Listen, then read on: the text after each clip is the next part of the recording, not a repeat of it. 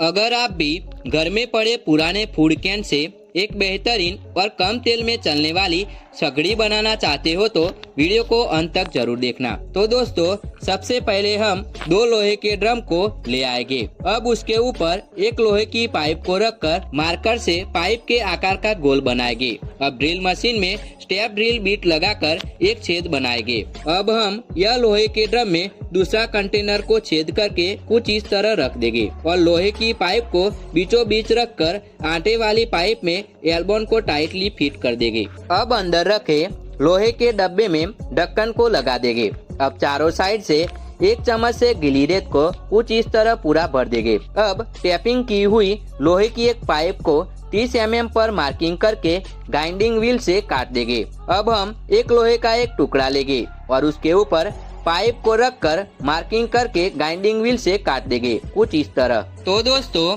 जो हमने लोहे का 1 रुपया जैसा टुकड़ा काटा था उस पर पाइप रखकर वेल्डिंग कर देंगे। अब हम उस पाइप पर मार्कर से छोटे छोटे बिंदु बनाकर ड्रिलिंग से छोटे छोटे छेद करेंगे ताकि आग एक समान जल सके। अब हम आगे की पाइप में मिनी ब्लोअर लगाएंगे ताकि आग एयर की वजह से बढ़िया जल सके। अब कैस्ट्रोल ऑयल को अंदर वाले कंटेनर में 100 या 200 ग्राम जितना अंदर डालेंगे। अब डब्बे में 2-3 दागों को डालकर लाइटर से आग जलाकर अंदर डालेंगे। अब एयर ब्लोअर को लो में रख कर चालू करेंगे। तो दोस्तों, अब हमारी DIY कम खर्च में चलने वाली बेहतरीन सगड़ी बनकर तैयार है। अब आप भी इस बाइक की तरह सगड़ी पर कुछ भी पकाकर खाना खा सकते हो। अब इतना रूखी गए हो तो वीडियो को एक लाइक और चैनल को सब्सक्राइब जरूर कर लेना।